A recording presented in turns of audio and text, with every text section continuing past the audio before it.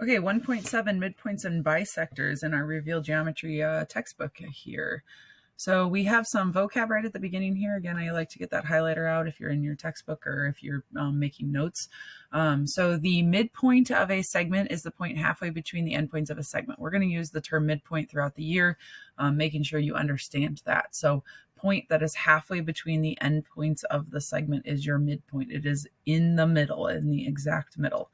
A point is equidistant from other points if it is the same distance from them. So your midpoint is actually a point that is equidistant from other points. So if we give an example of that just in synthetic geometry here, we would just draw ourselves a picture.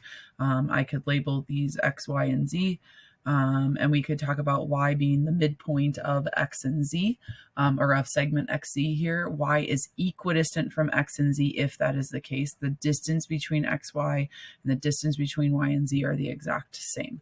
The midpoint separates the segment into two segments in a ratio of 1 to 1. So you can use your formulas. You can use your formulas to do this, but usually we know a midpoint formula. Midpoint, I want you to think is average, okay? If x is here and z is here, you should find the average to find the middle. Just like if you had a test score of 80 and you had a test score of 90, to find the middle of them, you would get a test score of 85. Now, I like to use that example because the biggest problem I have with the midpoint formula, so here is your midpoint formula right here. Let's see if I can actually highlight it, sorry. So there's your midpoint formula right there. The biggest problem that I have is that students will subtract their x's, okay? So we're not subtracting in this one because we're not trying to find the distance between the two that are here. For the midpoint formula, we're trying to actually find this point right here. So if I'm going to find the average of my scores, you don't want me to subtract it. Think about this. If I did 90 minus 80 divided by, there's two scores that are there, I'd get 10 divided by 2 and you'd have a 5% in the grade book, okay?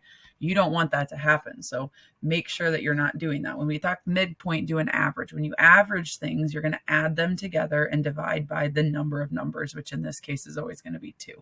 So here it's x1 because if x1 represents A's value and x2 represents B, x1 plus x2 divided by 2 is our midpoint formula.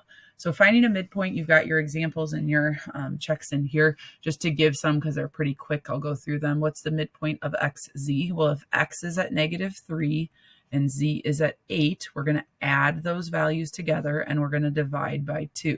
So we're going to end up on top with 5 out of 2, which is going to be 2.5.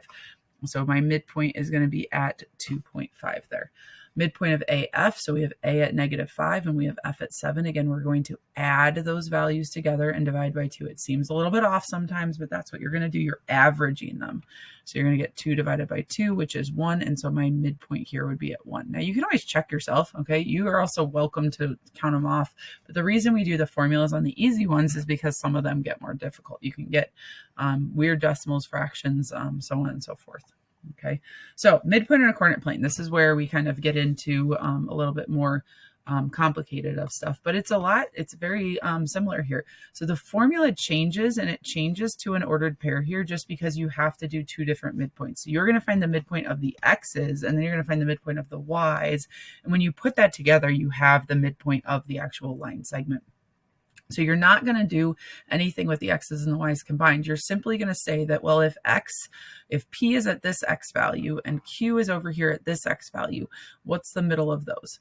And then if P is at this y value and Q is at this y value, what is the middle of those that's in there? And that's what you're going to find. And when you combine those, you find the midpoint. So that's how we're going to work our midpoint formula. That is the formula. You do need to know that and be able to use it throughout the year. If that needs to be a memorization for you, that's fine. If you can understand the concept, that's even better. Okay, so finding a midpoint, doing some examples. So I'm in example 3, find the midpoint of M, the midpoint of, find the coordinates of M, the midpoint of AB for A given that is B given that. So I'm going to take the X value. So X value is -2 plus my other X value of 8 and divide by 2.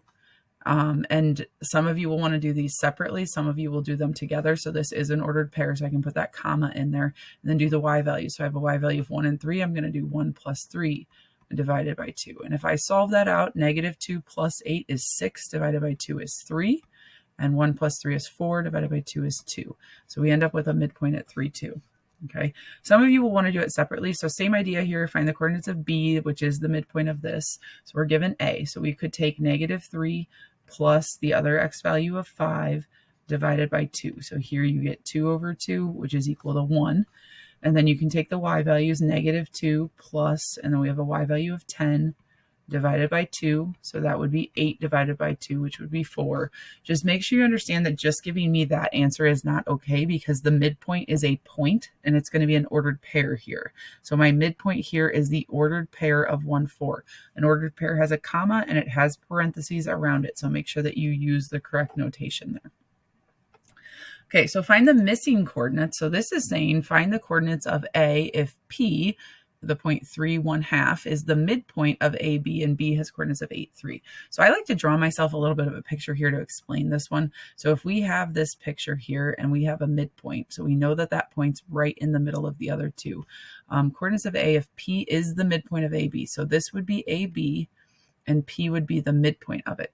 And it gives me P to be at the coordinates of 3, 1/2. Now, some of you are going to be like, how do you know how to draw it? And why are you drawing it sideways? Because it's really just more concept based of I want to see that P is between A and B here. And then it tells me B has coordinates of 8, 3. And I want to find these other coordinates over here. So what I like to teach for this one is that if you understand the concept that the distances here have to be the same as the distances here, then what I do is I always start with the end point that I know. Okay, so I'm going to give you kind of the concept of what I do, but the known endpoint is what I start with. And so that would be listed as 8, 3. That's an endpoint that I know. Okay, then I list the midpoint. And in this case, that is 3, 1/2. And then I solve for the unknown. So I'm going to get the other endpoint. Okay, and the reason I put them on top of each other is because I'm going to do a little bit of math here. And the math is that I'm going to say that 8 minus 5 is what gives me 3. So then what I'm going to do to find how far, and essentially what I'm saying is only looking at the x values to get from here to here, I subtract 5. So then I'm going to subtract 5 again, and that's going to give me a value of -2. So that's my x value of those coordinates that are there. Then I'm going to go through and do kind of the same thing with the 3 and say, okay, how do I get from 3 to 1/2? Now this might be where you use the number line that's in my room, or number line if you wanted to, but I'm going to say 3 minus 2 gets me to 1. So I'm going to do minus 2.5 here to get to 1/2. So I'm going to subtract 2.5 again. I always like to look at this here as 1/2. Let's subtract that half first. So that gets me to 0. And then minus 2 is actually going to get me to a -2 as well. Now, the fact that both of those came out to -2 has nothing to do with finding an endpoint. Just happens to be what it was here. But you do get the coordinates of -2, -2. The next one here, find the coordinates of Q if R is 6, -1 is the midpoint. So R is my midpoint of 6, -1 is my midpoint there. S has coordinates of 12, 4. That's my endpoint. So I'm going to put that on top of here. And I'm going to do my math in here again. So I would do 12 minus 6 gives me 6. So I'm going to subtract 6 again to get to 0. And then 4, now this can be tricky sometimes, but it's minus 5. Always check it. 4 minus 5 is -1, so I'm going to subtract 5 again. -1 minus 5 is going to be -6. And so that's my coordinates of my other endpoint. You can always recheck by checking your ordered pairs and what you have. So I could check the 12, 4 and the 0, 6, and I could do 12 plus 0 divided by 2, and I could do 4 plus -6 divided by 2 to see that I still get 6, -1. Okay. Last part here is kind of more conceptual based. So if we look here, we have another set of terms here, and these are big terms, so that as long as you understand them. So because the midpoint separates the segment into 2 congruent segments, we say that the midpoint bisects the segment. So when we talk about something bisecting something, it splits it into 2 congruent pieces. Okay, so that's what it's going to do. A midpoint, a point can bisect a segment. So if we have any segment, we can bisect it with a point. Okay, any segment, line, plane, or point that bisects a segment is called a segment bisector. So we can not only bisect it with a point, okay, we can bisect it with a segment. So I could have a segment that bisects it. I could have a line that bisects it. I could even have a plane. So I could draw in, and this is where it's going to get a little bit confusing, but I could draw in a plane that bisects it right there and goes through that point. Imagine taking a pencil and putting it through a piece of paper and that point being where the pencil meets the paper. That's kind of what I'm trying to draw in there with that plane. Okay, but we have what are called segment bisectors. So all that means is that we are bisecting a segment.